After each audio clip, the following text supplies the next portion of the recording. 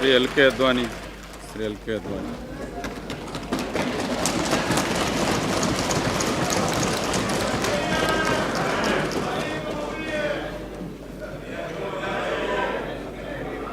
माननीय अध्यक्ष जी,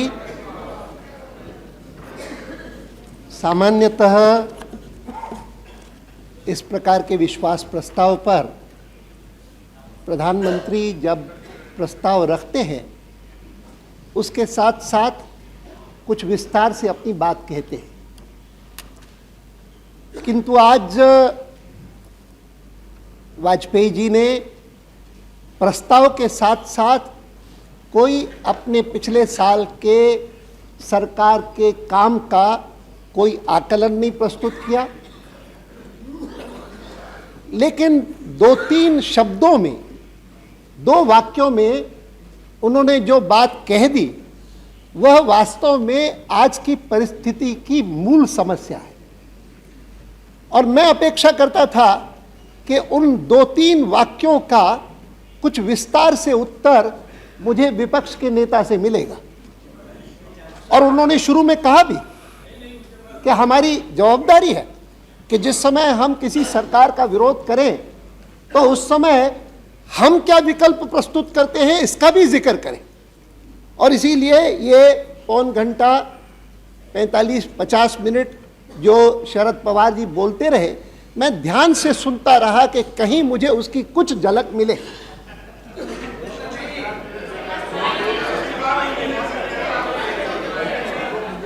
अध्यक्ष जी, मुझे याद आता है कि आपके एक पूर्व अधिकारी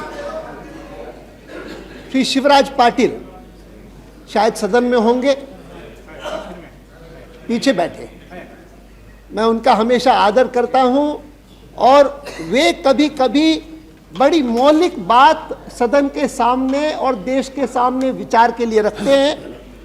और उसमें उन्होंने एक बार बात कही थी जिसका अनुमोदन प्रधानमंत्री ने भी स्वयं ने किया था, शायद उस समय वो विपक्ष के नेता थे, जिस समय उन्होंने कहा कि दुनिया के संविधानों में अलग अलग व्यवस्थाएं हैं और उनमें से एक व्यवस्था है जर्मनी में। और वो जर्मन की व्यवस्था जो है वो इस कारण से बहुत अच्छी है कि कभी भी अस्थिरता पैदा नहीं होगी। मेरे पास जर्मन संविधान का उदाहरण मैं वो लाया हूं, यह है Basu's select constitutions of the world, उसकी अनुच्छेद 67 आर्टिकल 67। ये महत्व की बात है और यह बात शिवराज जी ने कही है, इसीलिए मैं जिक्र करता हूं। इसका संबंध है कि सदन नो प्लीज सरकार के प्रति अविश्वास प्रस्ताव किस प्रकार से कर सकता है। जर्मनी के संविधान में व्यवस्था है कि अगर कोई अविश्वास का प्रस्ताव रखना हो किसी सरकार के खिलाफ, article 67 says the Bundestag means the parliament can express its lack of confidence in the federal chancellor only by electing a successor with the majority of its members and by requesting the federal president to dismiss the federal chancellor। नई सरकार चुनने से पहले उसको किस सरकार को बनाना चाहते हैं इसके लिए प्रस्ताव लाना पड़ता है और उसके आधार पर राष्ट्रपति से अनुरोध करना पड़ता है कि वर्तमान सरकार को हटा दो।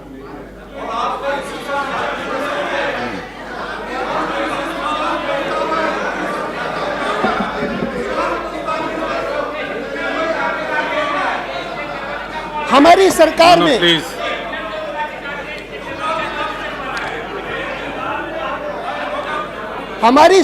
में हमारे संविधान में ऐसी कोई व्यवस्था नहीं है और इसीलिए सामान्यतः व्यवस्था इतनी है कि यहाँ पर अगर आपको सरकार पसंद नहीं है, सरकार को हटाना चाहते हैं, या हटाना तो छोड़िए, हम लोग विपक्ष में तब रहे हैं, वाजपेयी जी, मैं, बहुत सारे लोग जो आज विपक्ष में हैं सीपीआई सीपीएम के, कि जब कहीं कोई गुंजाइश नहीं होती थी सरकार को हटाने की और फिर भी हम अविश्वास का प्रस्ताव लाते थे।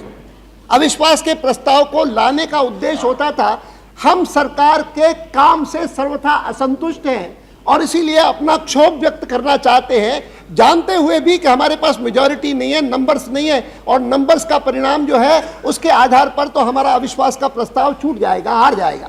सोमनाथ जी बैठे हैं, इंद्रजीत जी बैठे हैं और ये सारे के सारे लोग, हम सब जब अविश्वास का प्रस्ताव लाते थे तो उसका परिणाम भी जानते थे, फिर भी लाते थे। मैं इस चीज का उल्लेख इसलिए कर रहा हूं कि इन दिनों में, पिछले 5-7 दिनों में इसकी काफी चर्चा चली है कि जब AIADMK समर्थन वापस लेगी तो अविश्वास का प्रस्ताव आएगा या विश्वास प्रस्ताव पर बहस होगी। और राष्ट्रपति जी ने हमारी सरकार को, प्रधानमंत्री जी को रात्रि को पत्र लिख करके भेजा, उसके अनुसार प्रधानमंत्री ने विश्वास का प्रस्ताव रखा है। लेकिन समझने की बात यह है कि विपक्ष, जिसको पता है कि हमारे रूल्स ऑफ प्रोसीजर में, हमारे संविधान में अविश्वास प्रस्ताव की तो व्यवस्था है, विश्वास प्रस्ताव की व्यवस्था नहीं है। विश्वास प्रस्ताव जो है वह तो ट्रेडिशन से डेवलप हुआ है और वह ट्रेडिशन से डेवलप भी हुआ है उस समय पर जब शुरू में राष्ट्रपति किसी को आमंत्रित करता है और उसके पास स्पष्ट बहुमत नहीं है तो उसको कहता है कि इतने दिनों में तुम अपना स्पष्ट बहुमत प्रमाणित करो क्योंकि तुम्हारी सबसे बड़ी पार्टी है या तुम्हारे साथ सबसे अधिक लोग हैं, इसीलिए आप प्रमाणित करो। इससे शुरू हुआ और वो शुरू होते होते बीच में ऐसा भी काल आया जब सदन चलते हुए किसी ने अगर समर्थन वापस ले लिया तो उस समय भी राष्ट्रपति ने कहा कि आप समर्थन अपना बहुमत प्रमाणित करिए और उसी के अनुसार आज भी किया है। मैं उसकी बहस में जाना नहीं चाहता हूं क्योंकि मुझे लगता है कि अविश्वास का प्रस्ताव हो या विश्वास का प्रस्ताव हो, 2 दिन बाद या 3 दिन बाद जब बहस समाप्त होगी तो परिणाम वही निकलेगा जो हर सदन में पिछले साल भर में निकलता रहा है और जो अभी इस सदन में भी बिहार के मामले को लेकर के निकला था और आप निराश होकर के निकलेंगे यहां से। लेकिन महत्व की बात है कि इसका आग्रह क्यों था कि अविश्वास का प्रस्ताव न हो, विश्वास का प्रस्ताव हो, क्योंकि मैं मानता हूं कि अविश्वास का प्रस्ताव लाने वाला व्यक्ति या लाने वाली पार्टी, उसके ऊपर जवाबदारी है, प्रमाणित करे, संख्या नहीं, प्रमाणित करे कि इस सरकार ने काम अच्छा नहीं किया, इतना खराब काम किया है कि उसको हटाना परम आवश्यक हो गया है। और पूरी देर ये सारा विपक्ष, उसको लगता था कि जिस सरकार ने पोखरण किया, जिस सरकार ने अग्नि किया, जिस सरकार ने अभी का बजट दिया, जिस सरकार ने लाहौर की यात्रा की, जिस सरकार ने कश्मीर में इतना परिवर्तन ले आया, जिस सरकार ने सारी एशिया में जब बाकी अर्थव्यवस्थाएं हिलडुल गई थी और तब भी यहां पर स्थिरता लाई, उस सरकार के खिलाफ वास्तव में कहने को क्या है? कुछ नहीं। इसीलिए एक ही बात है कि आपके एक सहयोगी दल, उन्होंने जिसने समर्थन दिया था, जिसके आधार पर राष्ट्रपति ने आपको बुलाया था, उस सहयोगी दल ने समर्थन वापस ले लिया है। अब आप अल्पमत में रह गए हैं, इसीलिए आप त्यागपत्र दीजिए। अध्यक्ष जी, मैं स्मरण कराना चाहूंगा कि जिस समय AIADMK ने हमको समर्थन दिया था उस समय भी हमारी कुल संख्या 252 थी, बहुमत नहीं था, बहुमत नहीं था। मुझे इस बात की तो खुशी है कि शरद पवार ने स्वीकार किया कि उनको जनादेश नहीं मिला, लेकिन वो कहने की कोशिश करने लगे किसी को जनादेश नहीं मिला। मैं इससे सहमत नहीं हूं। कोई भी लोकतंत्र की इस व्यवस्था में, बहुदलीय प्रणाली में जो सबसे बड़ा कॉम्बिनेशन है वो मेजॉरिटी चाहे न भी हो, और इसीलिए राष्ट्रपति जी ने जिस समय वाजपेयी जी को इस सारे अलायंस के नेता के नाते बुलाया, उन्होंने जनादेश का आदर किया। ये उन्होंने नहीं कहा कि आप पहले 272 मुझे दिखाइए फिर मैं बुलाऊंगा। यहां तक अध्यक्ष जी, मुझे स्मरण है कि जब ADMK की नेता ने जैसे पत्र बाकी सब ने भेजे, समता पार्टी ने भेजा, अकाली दल ने भेजा, बीजू जनता दल ने भेजा, शिवसेना ने भेजा, बाकी सब पार्टियों ने उन्होंने भेजा था तब भी उन्होंने अपना पत्र नहीं भेजा था। तो उस समय हमने आपस में विचार किया कि अब तो हमारी संख्या शायद 238 हो गई, हम जाकर के राष्ट्रपति को कह दे कि आप किसी और को बुलाइए। और वाजपेयी जी ने हिंट भी किया, आप बुलाना चाहे किसी और को बुलाइए, इससे बड़ी संख्या हो। तो उन्होंने कहा इससे बड़ी संख्या है नहीं। लेकिन इस बीच में वो पत्र आ गया और हमारी 252 की संख्या के आधार पर राष्ट्रपति जी को शपथ दिलाई गई। तब भी अल्पमत में थे। आज 18 या 19 कम हो गए, 18 नहीं, एक मैं और भी गिनूंगा, 19 कम हो गए।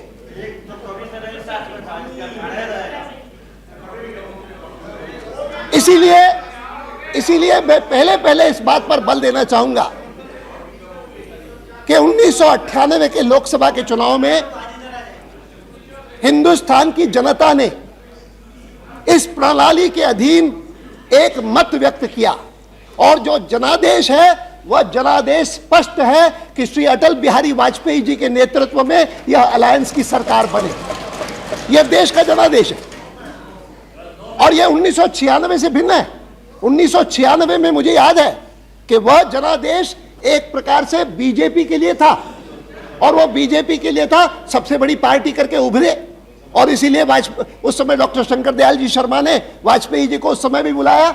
लेकिन यह बात सही है कि उन दिनों में स्थिति ऐसी थी कि और कोई पार्टी हमारे साथ आने को तैयार नहीं थी सिवाय शिवसेना के, जो हमारे साथ चुनाव में भी थी और शिवसेना, और चुनाव के तुरंत बाद अकाली दल हमारे साथ आया था, चुनाव में वो भी नहीं था।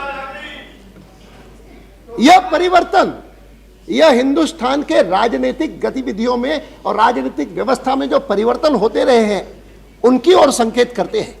जिस पार्टी के पास 1989 में, आज से 10 साल पहले, केवल 2 सदस्य थे, आज उस पार्टी के साथ इतने सहयोगी दल जुड़े कि हम 252 की संख्या में पहुंचे। और 252 की संख्या अभी जब परीक्षण हुआ, शक्ति परीक्षण हुआ, तो कांग्रेस पार्टी और हमारे इधर बैठे हुए लेफ्टिस्ट लोग और एसपी और आरजेडी, इन सब को मिलकर के और 29 वोटों से पराजित किया अभी इसी सदन में। और ये जनादेश यूं का त्यों है। आज मुझे बहुत खुशी हुई, शरद पवार ने इस बात का जिक्र किया कि वाजपेयी जी का पूरा जीवन वह राजनीति में सत्ता के लिए न होकर के वह किन्हीं मूल्यों के लिए हुआ है, नैतिकता के ऊपर आधारित रहा है। और इसीलिए उन्होंने कहा कि मैं तो अपेक्षा करता था कि जिस समय AIADMK अपना समर्थन वापस ले लेगी तो वाजपेयी जी तुरंत जाकर के इस्तीफा दे देंगे, ये उन्होंने कहा। और अगर वाजपेयी जी इस्तीफा देते तो वो जनता की इच्छा का आदर नहीं करते। आज प्रातःकाल मैं देख रहा था, आज प्रातःकाल ही एक, ये मेरे पास क्लिपिंग्स हैं आज की, जिसमें एक ओपिनियन पोल लिया गया है और वो ओपिनियन पोल, जिस ओपिनियन पोल में, और ये ओपिनियन पोल AIADMK के समर्थन वापस लेने के बाद लिया गया है। अध्यक्ष जी, इस ओपिनियन पोल के अनुसार Anna Dramuk, please, no mister Ram, please, I am not yielding, no please. Anna Dramuk के वापस लेने के बाद, समर्थन वापस लेने के बाद, और ओपिनियन पोल लिया गया है कि क्या वाजपेयी जी की सरकार को तुरंत त्यागपत्र दे देना चाहिए या सत्ता में बने रहना चाहिए और द्रमुक व अन्य दलों का समर्थन जुटाना चाहिए। इस पर उन्होंने मत लिया और 22% ने कहा कि उनको त्यागपत्र देना चाहिए, 71% ने कहा कि उनको त्यागपत्र नहीं देना चाहिए और उनको DMK और अन्य पार्टियों का समर्थन जुटा करके, और जिस प्रकार से साल भर वो देश की सेवा करते आए हैं वैसे उनको करते रहनी चाहिए। और इसीलिए मैं मानता हूं कि इस समय एक डेमोक्रेटिक लीडर के नाते जनादेश का आदर करते हुए वाजपेयी जी ने यह कहा कि, और राष्ट्रपति के निर्देश को मानते हुए कहा कि मैं सदन के सामने रखता हूं कि आप विश्वास के प्रस्ताव पर अपना मत दीजिए।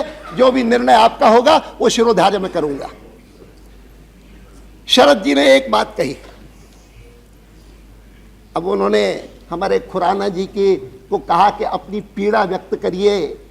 हमारी पार्टी में किसी को अगर पीड़ा है, किसी को कष्ट है, तो वो किसी नेता के पास आकर के अपनी बात पूरी कह सकता है, लिख सकता है। ये आप जैसी स्थिति नहीं है कि आप अपनी पीड़ा इधर उधर व्यक्त करते रहे, लेकिन आप अपने नेता को कभी अपनी पीड़ा व्यक्त करते हुए, व्यथा व्यक्त करते हुए चिट्ठी लिखने का साहस नहीं कर सकते।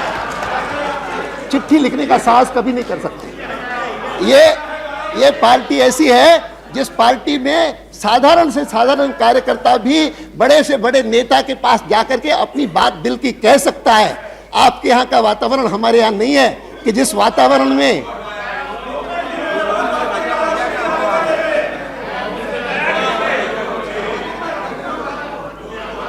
खुराना जी कभी भी कुछ कहना चाहे, उनको कभी किसी पर बंधन नहीं है। हाँ, खुराना जी was खुराना जी कभी आपकी पोल खोल देंगे सारी की सारी। Please allow him to make statement. कुछ ही दिनों में वापस बारामती उन्हें भेजे जाने वाले, वापस बारामती भेजने वाले। अध्यक्ष जी, लेकिन मैं No, please. इस नाते तो बात सही है कि शरद जी ने या उनके कई साथियों ने या विपक्ष में बैठे हुए कुछ लोगों ने पहले दिन से लेकर के कहना शुरू किया है कि यह सरकार चलेगी नहीं, ये सरकार तो अभी गिरी। हर सेशन शुरू होता है हम यही बात सुनते हैं अखबारों में कि भाई इस बार तो सरकार गई। बड़ा अभी तो पिछले बजट के अधिवेशन में कहना शुरू किया था कि पिछला बजट का अधिवेशन कैसे पार करेंगे, तब से शुरू किया था। और इसीलिए शायद बहुत लोगों के लिए यह भी उपलब्धि लगती है कि ये सरकार, पिछली 5 सरकारें, वैसे तो कुल मिलाकर के 5 प्रधानमंत्री हुए हैं गैर कांग्रेसी 1989 के बाद। चंद्रशेखर जी हुए, उसके बाद विश्वनाथ प्रताप सिंह जी हुए, चंद्रशेखर जी हुए, फिर इंद्र गुजराल हुए, देवे गौड़ा हुए और वाजपेयी जी हुए। और इन 5 प्रधानमंत्रियों में से बाकी चारों प्रधानमंत्री 1 साल नहीं बिता पाए, 1 साल का कार्यकाल नहीं बिता पाए। वाजपेयी जी ने साल भर बिताया, इसी पर आपको आश्चर्य होता है। लेकिन मैं मानता हूं, I am talking of post 1989, post 5 prime ministers after 1989 of the non Congress, I am referring to that sir. लेकिन मैं इस बात से पूरी तरह से सहमत हूं कि केवल साल भर सरकार चलाना ये कोई उपलब्धि नहीं है। इस साल भर में हमने भारत में एक दूसरे प्रकार का वातावरण खड़ा किया है, भारत को विश्व भर में एक स्थान प्राप्त करवाया है। ये जो उपलब्धि है वो सबसे बड़ी उपलब्धि है।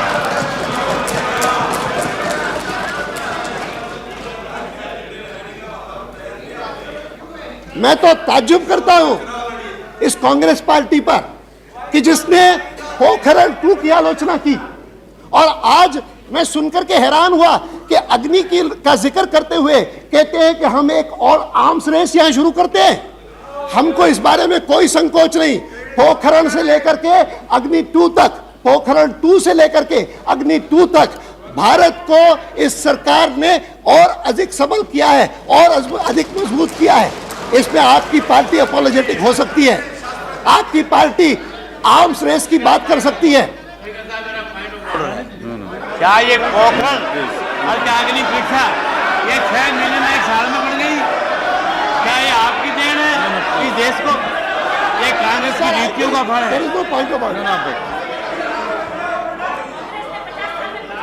No.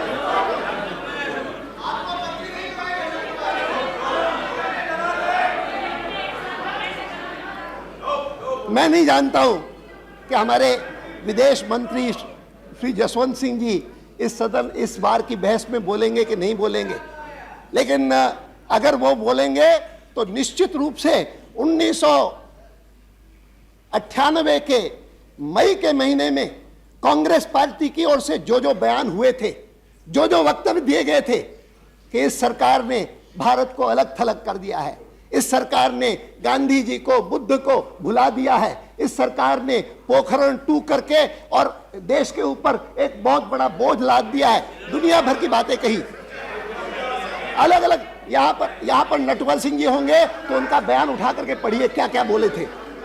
और उसके साल भर बाद, साल भर भी अभी पूरा नहीं हुआ है, क्या स्थिति हुई है। आज कोई इस बात की आलोचना नहीं करता। Pokhran 2 is regarded as an achievement not only by India and Indians but even the world over. It is treated with respect. हम उनमें से नहीं हैं कि जो केवल विपक्ष में बैठ करके आलोचना ही करें।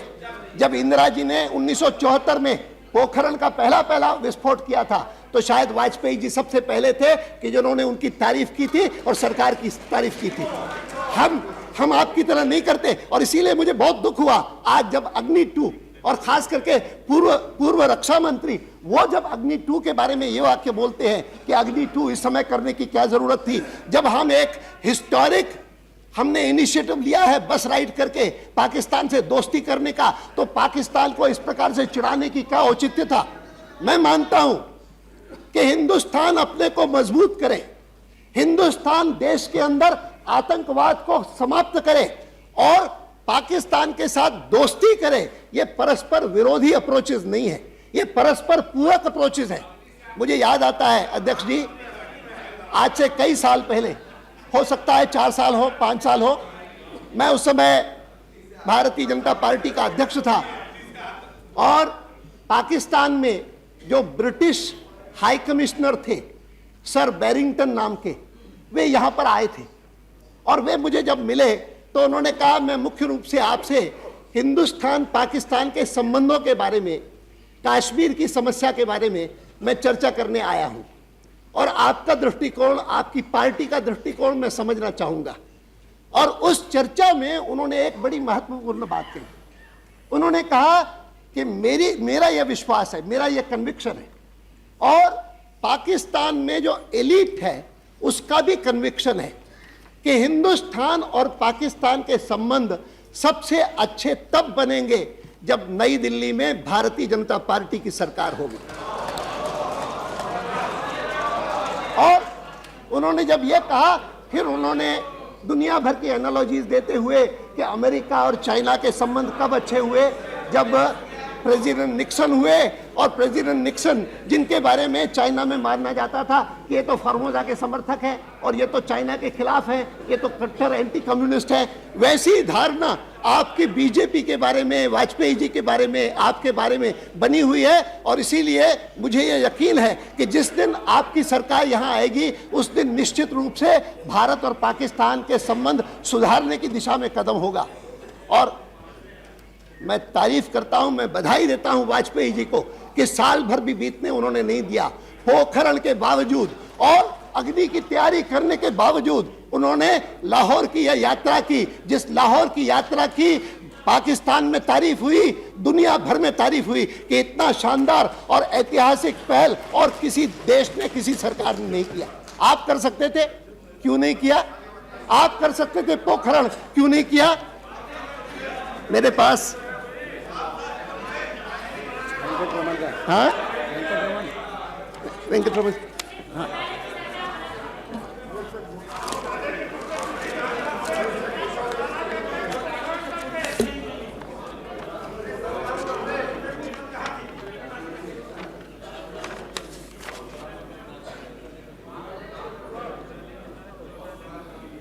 आज मैं देख करके हैरान होता हूं कि कम्युनिस्ट किस उत्साह से कांग्रेस की सरकार बनाने को तत्पर है। अजीब है सचमुच ये कम्युनिस्ट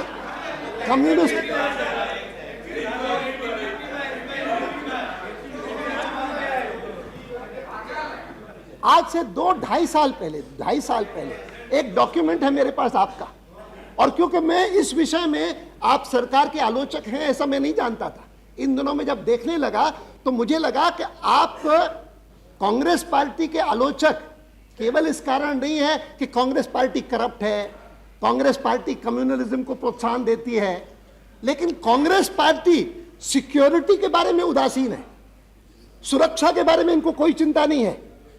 और आपका एक CPIM का पब्लिकेशन है 1996 का, record of compromising India security, जिसमें क्या कहते हैं CPM के हमारे मित्र, betraying India security interest and compromising with its sovereignty should find important place in the charge sheet against the Congress. The last 5 years, 91 to 96, have seen the systematic building up of relentless pressure on the Indian government by the US and its allies. Time and again, the Congress government has surrendered India's vital interests. The Americans, who are determined to prevent India developing missile technology, curbing our nuclear technology, and who are taking a position hostile to India's interests by its agenda for an independent Kashmir, have now succeeded in becoming collaborators with India's military establishment thanks to the Congress-I government's pro-imperialist policy. Collaborators Americans हैं इनके कि आप हैं collaborators इनके? Collaborators कौन हैं? और इसीलिए मैं हैरान होता हूं कि किस प्रकार का, और इसीलिए मुझे विश्वास है कि कांग्रेस पार्टी भी जानती है कि इस सदन में से मिनट सर, आपका हमेशा आदर करता हूं। मैं तो सिर्फ इतना ही कहना चाहता हूं कि आप बांग्लादेश को भूल गए क्या? 95,000 को भूल गए क्या? मैं नहीं भूला। इंदिरा गांधी, मैं नहीं भूला। उनको जो है वो 7वां बेड़ा भी चला गया, सारे बेड़े चले गए, उसका भी तो देखने वाला। नहीं, मैं नहीं भूला हूं। मैं थोड़ा सा जान, मैं नहीं भूला। अगर ये होता तो बात कर जाखड़ जी, बांग्लादेश जब किया था आपकी श्रीमती गांधी ने, तब आप शायद भूल गए कि वाजपेयी जी ने क्या कहा था उनके बारे में। मैं नहीं भूला हूं, मैं तो इनको याद दिला रहा हूं। मैं याद दिला रहा हूं, आज आपको याद दिला रहा हूं। आप इनके भरोसे चल रहे हैं, इनके भरोसे आप सरकार बनाने की कल्पना करते हैं। पहचानिए इनको, और इनको सारी दुनिया पहचाने। आप इनको पहचानिए और इनको सारी दुनिया पहचाने, ये कहने के लिए मैं कह रहा हूं।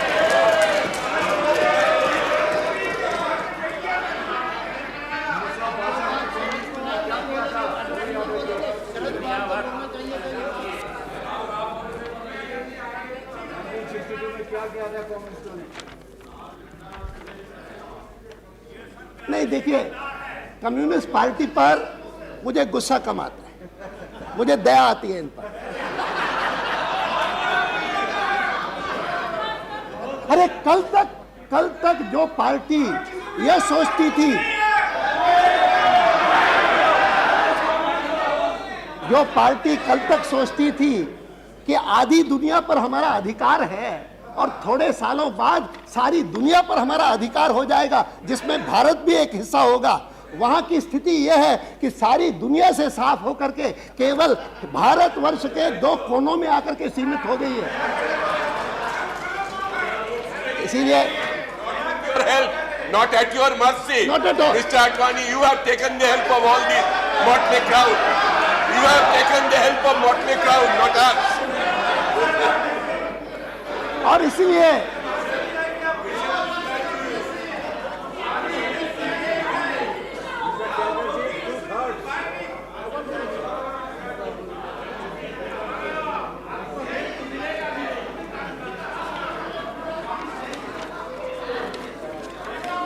और ये मैंने 96 का पढ़ के सुनाया आपको। ये 96 का एक डॉक्यूमेंट था, लेकिन ये 98 का चुनाव जब लड़े थे हमारे लेफ्टिस्ट मित्र कम्युनिस्ट, तो उन्होंने एक मैनिफेस्टो इशू किया, 1998 manifesto of the left parties, it applies to all of them, जिसमें उन्होंने कहा the Congress party has degenerated both politically and organisationally. It is the party in decline as it has pursued, when in power, economic policies which militate against the people. It betrayed the secular heritage by compromising with communal forces, and it is a party riddled with corruption. और ये party कहती है बना लो सरकार, आपको हम बाहर से समर्थन करेंगे, आपको हम अनकंडीशनली समर्थन करेंगे। मैं बोलूंगा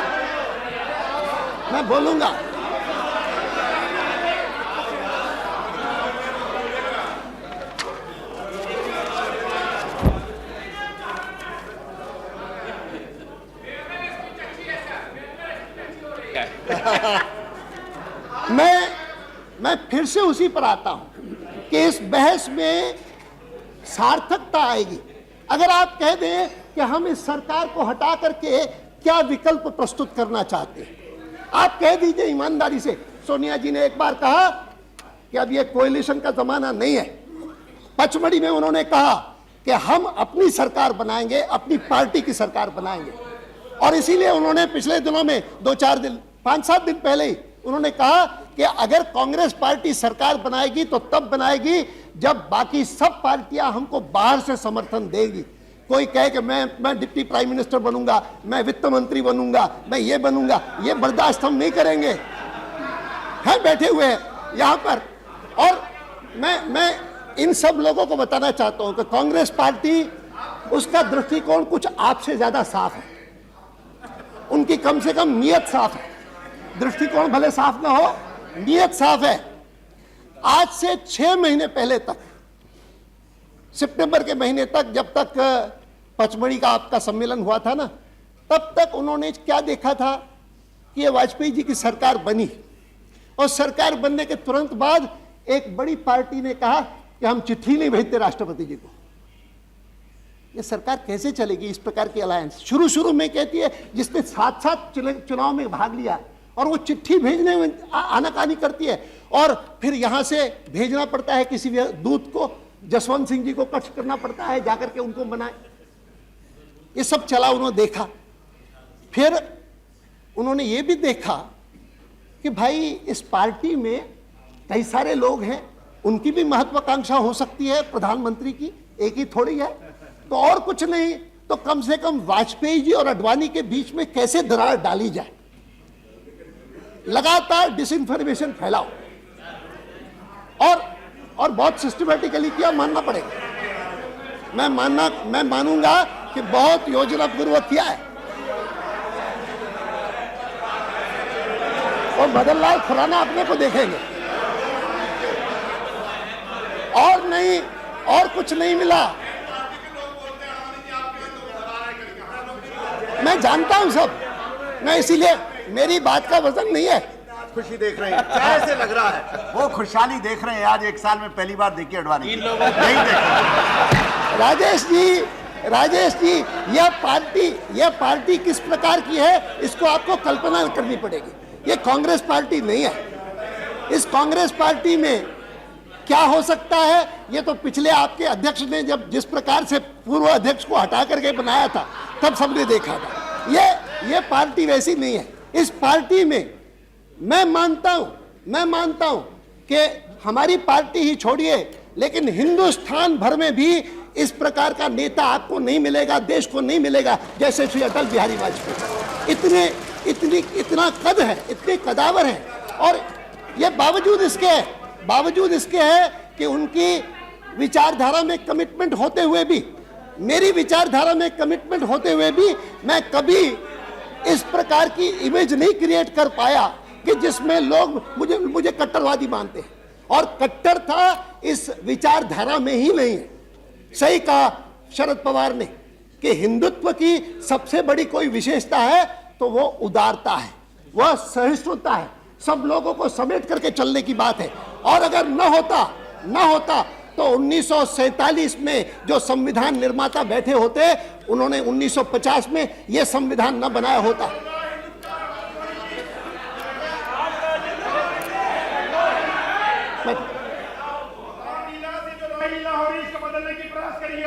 कौन सा? देख लीजिए ये। क्या चुप रहो? Please take. बैठो।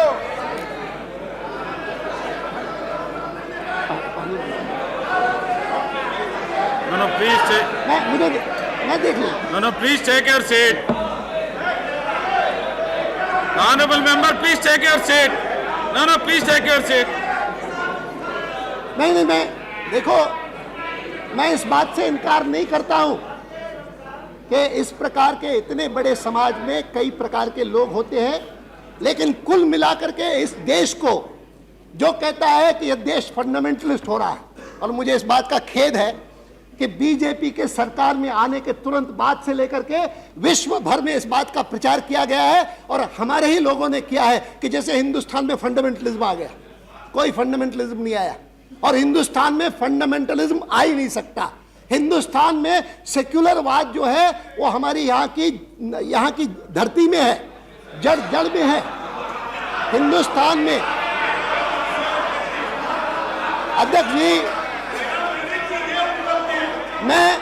अध्यक्ष जी मैं निवासी उस भाग का हूं जो आज पाकिस्तान का हिस्सा है। मैं सिंध का निवासी हूं और उस क्षेत्र से करोड़ों लोग बेघर होकर के इधर आए। 1947 में भारत का विभाजन हुआ तो किस आधार पर हुआ? पंथ के आधार पर, मजहब के आधार पर, धर्म के आधार पर, कि कहां पर हिंदुओं का बहुमत है, कहां पर मुसलमानों का बहुमत है, उसके आधार पर नक्शा खींचा गया। पाकिस्तान ने अपने को मजहबी राज्य घोषित किया कि हमारे यहां पर इस्लामिक राज्य होगा, और इस्लामिक राज्य और मजहबी राज्य का अर्थ है कि मुसलमान जो है वो प्रथम दर्जे का नागरिक, बाकी जो है वो द्वितीय दर्जे के नागरिक। अगर भारत उस समय यही करता तो शायद दुनिया हमको दोष नहीं देती। दुनिया कहती आखिर तो कांग्रेस पार्टी खिलाफ थी पार्टीशन के, कांग्रेस पार्टी को मजबूर किया गया पार्टीशन स्वीकार करने के लिए, लेकिन दुनिया चाहे दोष नहीं देती, हम अपने को माफ नहीं कर सकते। हिंदुस्तान की परंपरा, हिंदुस्तान का इतिहास, हिंदुस्तान की संस्कृति वह कभी मजहबी राज्य की कल्पना को स्वीकार नहीं करेगी, कभी नहीं करती। न पूर्व में किया है, न भविष्य में करेगी। सेक्युलरिज्म जिसका मतलब है कि सब धर्मों के लिए समान आदर, सब मजहबों के लिए समान आदर, सारे नागरिक किसी भी मजहब के अनुयायी हों उनके लिए समान न्याय, समान सुरक्षा, यह जो तत्व है सिक्योरिटी के, सेक्युलरिज्म के, ये हमारे संविधान के हिस्से हैं और यह सरकार पूरी तरह से उनके प्रति प्रतिबद्ध है, उसमें कभी कोई विचलित होने का कारण नहीं है। और दुनिया भर में आपने जो प्रचार किया, मुझे तो दुख हुआ आज फिर से शरद पवार ने इस ईसाई मसले को उठा करके ये दुनिया को बताने की कोशिश की ईसाइयों के ऊपर बड़े अत्याचार हो रहे हैं। मैं एक बार उसका जवाब विस्तार से दे चुका हूं, फिर से नहीं दूंगा, लेकिन इतना जरूर कहूंगा कि कम से कम 6 घटनाएं दुनिया भर में ऐसी प्रचारित हुई जिनके आधार ही नहीं था, तथ्य ही नहीं था। झाबुआ की घटना से लेकर के जो क्रम शुरू हुआ, बारीपद में किसी नन के बलात्कार की चर्चा से लेकर के सारे के सारे प्रकरण झूठे साबित हुए। दुनिया में वो नहीं छपे, उनका कॉन्ट्रडिक्शन नहीं छपा। इलाहाबाद हमें मैंने कहा ना 6 घटनाएं ऐसी, इलाहाबाद की, ओडिशा की, और ये सारी की सारी घटनाएं मैं ये स्वीकार करूंगा कि दूसरी जो घटनाएं सही हैं वो भी नहीं होनी चाहिए। सरकार का काम है कि कहीं पर भी किसी के साथ अन्याय न हो, किसी के ऊपर अत्याचार न हो, और खास करके अल्पसंख्यकों के ऊपर अगर अत्याचार होता है तो मेरी सरकार अपने को जिम्मेदार मानती है, हमारा खास उनके प्रति दायित्व है। लेकिन जिस प्रकार से प्रचार हुआ है उसमें से ये संशय पैदा होते हैं, जिन संशयों को मेरे मित्र जॉर्ज फर्नांडिस ने अभिव्यक्ति दी, मैंने नहीं दी लेकिन उन्होंने दी, क्योंकि उनको लगा कि मैं कहूंगा तो कोई इस प्रकार का आरोप नहीं लगाएगा, लेकिन लगता है कि कोई षड्यंत्र है इसके पीछे। और इसीलिए सरकार ने पहली बार हिंदुस्तान के इतिहास में एक घटना को लेकर के, एक ऑस्ट्रेलियन नेशनल थे जिनके 2 बच्चों की भी हत्या हुई, जिंदा जलाया गया, बड़ा भयंकर भीषण कांड था। तो हमने कहा कि कमीशन ऑफ इंक्वायरी साधारण नहीं, लेकिन जैसा commission of inquiry Shri Rajiv Gandhi ji के हत्या के समय बनाया गया था कि सिटिंग जज होगा सुप्रीम कोर्ट का, वैसा हम लेंगे। हमने जाकर के विशेष रूप से मुख्य न्यायाधीश श्री आनंद से अनुरोध किया कि एक घटना ऐसी है कि जिस घटना के कारण हम आपसे निवेदन करने आए हैं कि आप किसी सिटिंग जज को स्पेयर करिए। उन्होंने कहा मेरे पास वैसे ही कम है, मैं किसी रिटायर्ड जज को ले लूंगा, आप सिटिंग जज का क्यों आग्रह करते हैं। हमने कहा कि नहीं, हम इसके बारे में विश्वसनीयता पैदा करना चाहते हैं, क्रेडिबिलिटी पैदा करना चाहते हैं, और इसीलिए आप स्पेयर करिए। और उन्होंने माना हमारी बात, और एक सिटिंग जज उसकी जांच कर रहा है। मैं उसके बारे में इस समय और कुछ नहीं कहूंगा, सिवाय इसके कि जहां तक ये सरकार है, इस सरकार को इस बात का गर्व है कि पिछले 10 सालों में 1989 से लेकर के 1998 तक 10 सालों में कभी भी सांप्रदायिक घटनाएं इतनी कम नहीं हुई, सांप्रदायिक दंगे नहीं हुए जिस प्रकार से 1998 रहा। It has been a riot free year by and large, a riot free year 1998।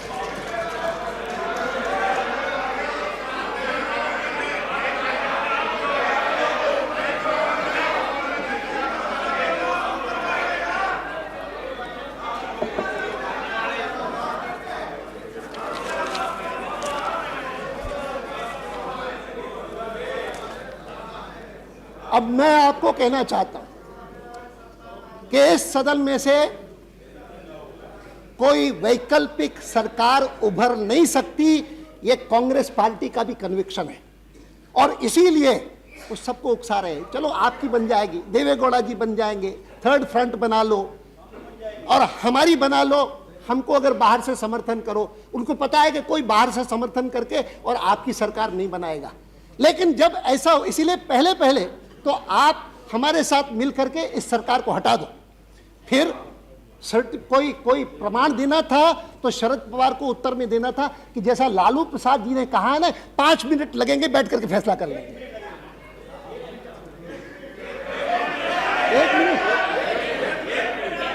1 minute लगेगा।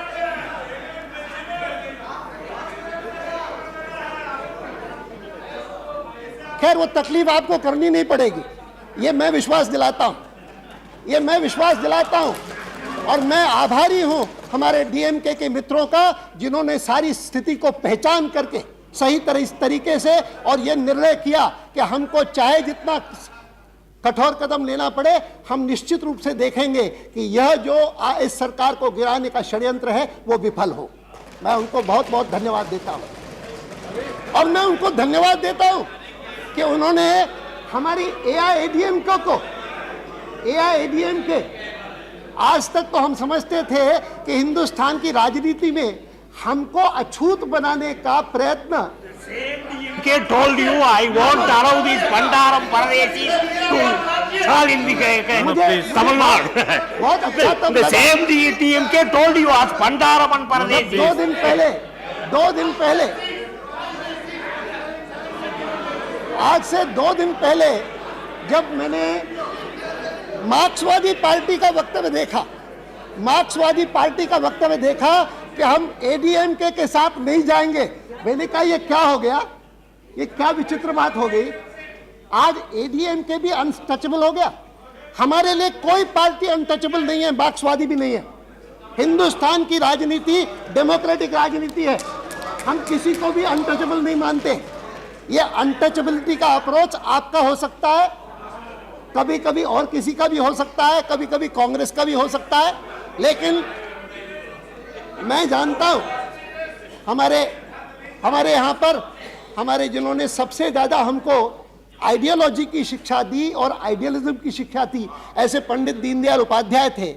उन्होंने 1966 में जब पटना में बिहार में कम्युनिस्टों की और हमारी मिलकर के एक सरकार बनी थी और हमारे कुछ डेलीगेट्स कैलिकट के अधिवेशन में कहने लगे कि पंडित जी ये आपने क्या किया। दीनदयाल जी को कहा कि दीनदयाल जी आपने कैसे किया, ये कैसे स्वीकार किया कि कम्युनिस्ट भी और जनसंघ भी दोनों एक ही सरकार में रहें। तो उन्होंने कहा कि सरकार जो बनी है एक कार्यक्रम के आधार पर बनी है, हम कम्युनिस्टों से आइडियोलॉजिकली मतभेद रखते हैं, लेकिन उसके कारण हम उनके साथ बैठेंगे नहीं, उनके साथ मिलकर के काम नहीं करेंगे, उनके साथ राष्ट्र के या बिहार के हित में कोई कार्यक्रम बनेगा उसको कार्यान्वित नहीं करेंगे। यह जो अस्पृश्यता का कार्य है ये कभी कोई जनसंघ का व्यक्ति न माने। उन्होंने कहा कि आश्चर्य की बात है, उनके शब्द थे कि ये बड़ी विडंबना है कि सामाजिक क्षेत्र में अस्पृश्यता एक पाप माना जाता है, अपराध माना जाता है, लेकिन राजनीतिक क्षेत्र में कुछ दल हैं जो कहते हैं कि इसको अगर अस्पृश्य तुमने नहीं माना तो तुम पाप करते हो, इसीलिए तुम इसको अस्पृश्य मानो। मैं एडीएमके को, डीएमके को, कम्युनिस्ट पार्टी को, मुस्लिम लीग को, किसी को भी हम अस्पृश्य नहीं मानते, किसी को अस्पृश्य नहीं मानते, लेकिन हम ये मानते हैं कि इस समय देश की राजनीति जिस स्थान पर पहुंची है उसमें से यह जो कल्पना कांग्रेस पार्टी करती है ना कि हमको स्पष्ट बहुमत मिल जाएगा, बहुत बड़ी गलतफहमी में है। उत्तर प्रदेश में क्या हाल है तुम्हारा, बिहार में क्या हाल है? आज अगर बिहार लालू प्रसाद जी आपके साथ हैं तो केवल इस कारण है कि कुछ ऋण चुका रहे हैं, कर्जा चुका रहे हैं, अभी आपने उनको बचाया है, अन्यथा उनका कोई मेल नहीं आपके साथ। वो कोशिश करेंगे कि आपका तिल भर भी वहां कुछ ना हो, और उनको पता है कि वहां कुछ है नहीं आपका, इसलिए आपका साथ दे रहे हैं। मुलायम सिंह जी को थोड़ी सी चिंता है, सपा को थोड़ी सी चिंता है, वो क्या करेंगे मैं नहीं जानता हूं, लेकिन मैं इतना जरूर जानता हूं कि उत्तर प्रदेश और बिहार में जैसी आपकी दुर्गति है उसके आधार पर यह कल्पना करना कि आपको स्पष्ट बहुमत मिलेगा, ये कोरी कल्पना है, कुछ नहीं होना है उससे। हाँ, इससे अच्छा होता कि आप ये सबको साफ कहते कि आज से 6 महीने पहले तो हम सोचते थे कि ये सरकार लोकप्रियता अर्जित कर, ये बदनाम हो रही है, ये सरकार जो है वो नॉन परफॉर्मिंग गवर्नमेंट है, लेकिन पिछले इन 3-4 महीनों में जिस प्रकार से उन्होंने लाहौर की बस यात्रा की, जिस प्रकार का बजट पेश किया, जिस प्रकार से बिहार के बारे में काम किया, जिस प्रकार से इंफॉर्मेशन टेक्नोलॉजी के बारे में कदम उठाए, जिस प्रकार से ये स्थिति ला करके खड़ी कर दी कि वर्ल्ड बैंक को कहना पड़ा कि India is now the most sought after destination in this region. और वर्ल्ड बैंक की रिपोर्ट ने कहा कि इस बार इस रीजन में जितना इन्वेस्टमेंट हुआ है उसमें से 80% भारत में हुआ है, ये वर्ल्ड बैंक की रिपोर्ट है। ये सारी चीजें देख करके आपको लगा कि ये तो धीरे धीरे करके स्थिति बदल रही है, और इसीलिए अगर ये सरकार चलने लगी तो सरकार 2-4 महीने में ऐसी स्थिति कर लेगी कि जब आंध्र और कर्नाटक के चुनाव आएंगे तो कांग्रेस का सफाया हो जाएगा, और इसलिए जितनी जल्दी इसको गिरा सको उतना अच्छा है। और आपको सबको कहते हैं कि आप चाहे आप सरकार बना लो, हम सरकार बना लें, कोई सरकार बना ले, कोई न कोई सरकार बननी चाहिए। इनकी नियत है कि ये सरकार जाए और जल्दी से जल्दी चुनाव हो, ये इनकी नियत है। इस नियत को पहचानना चाहिए, और नियत को पहचान करके मुझे विश्वास है कि आप सभी लोग सोचेंगे, सब लोग सोचेंगे, विचार करेंगे। इनको कहिए कि या तो आप विकल्प प्रस्तुत करिए, और आज चुनौती दी है प्रधानमंत्री ने, आप विकल्प बताओ कि क्या करना चाहते हैं। वैसे वो विकल्प साकार होने वाला नहीं है, क्योंकि बहुमत संख्या में आज भी इस तरफ है, और वो बहुमत शीघ्र प्रमाणित होगा, कल होगा, परसों होगा, ये तो अध्यक्ष पर निर्भर है। मैं समझता हूं मैंने कुछ बातें नहीं कही हैं, क्योंकि मुझे विश्वास है कि हमारे प्रतिरक्षा मंत्री, हमारे वित्त मंत्री, हमारे अन्य सहयोगी इन बाकी चीज़ों पर प्रकाश डालेंगे जिनका जिक्र शरद पवार ने किया है। मैं सदन से अनुरोध करता हूं सभी से, मैं कांग्रेस से ज़्यादा अपेक्षा नहीं करता, मार्क्सिस्टों से ज़्यादा अपेक्षा नहीं करता, लेकिन बाकी सबसे मैं अपेक्षा करता हूं कि इस बात पर गंभीरता से विचार करिए कि क्या यह उचित होगा। मैं नहीं करता, मार्क्सिस्टों से तो मैं करता ही नहीं, थोड़ी बहुत सीपीआई से करता हूं, थोड़ी बहुत सीपीआई से करता हूं, वो कभी कभी समझदारी की बात करते हैं। बाकी कांग्रेस की तो दयनीय स्थिति है, उनको You are against principled politics. इनकी स्थिति जो है वो मैं समझ सकता हूं, अच्छी तरह से समझ सकता हूं, जिसके कारण अब विपक्ष के नेता हैं, मैं उनके बारे में क्या कहूं, लेकिन मैं इतना ही कहूंगा कि आप पुनर्विचार करिए, इस पर पुनर्विचार आप कर सकते हैं कि जो अप्रोच आज से 6 महीने पहले आपने अपनाया था और जिसकी प्रतिध्वनि हमको आपके पचमढ़ी के प्रस्तावों में मिली थी, उसमें कुछ सूझबूझ लगती थी, कुछ बुद्धिमत्ता लगती थी, उस आधार पर आप चलेंगे तो शायद आप देश के लिए अधिक योगदान कर सकेंगे। जो इस समय की नेगेटिव पॉलिटिक्स आप खेल रहे हैं वह देश के लिए तो अहितकर है, आपकी पार्टी के लिए भी अहितकर है। मैंने जो बात बिहार के समय में कही थी, बिहार के समय में मैंने कही थी, मैंने कहा था कि बिहार में आप लालू जी की सरकार को वापस बिठा रहे हैं तो वह बिहार के लिए अहितकर होगा, मेरी पार्टी के लिए लाभकारक होगा। लेकिन मैं आपसे चाहता हूं कि मेरी पार्टी का अहित करते हुए भी आप बिहार का भला करें, देश का भला करें। उसी प्रकार से मैं आपको कहता हूं कि पुनर्विचार करिए। शरद पवार ने कुछ भी कहा हो, अगर आज शिवशंकर फैसला कर लें नहीं आज हम वाजपेयी जी की सरकार का समर्थन करेंगे तो स्थिति बदल जाएगी। इनका वजन ज्यादा है, शरद पवार का बदल नहीं, वो तो औपचारिक रूप से विपक्ष के नेता है। असली तो ये है, और अगर ये असली जो है वो अगर बात अपनी कह दे तो शायद सारा वातावरण बदल जाएगा। इन्हीं शब्दों के साथ मैं बहुत जोरदार ढंग से वाजपेयी जी के प्रस्ताव का समर्थन करता हूं और सदन से अनुरोध करता हूं कि उसका समर्थन करें। बहुत बहुत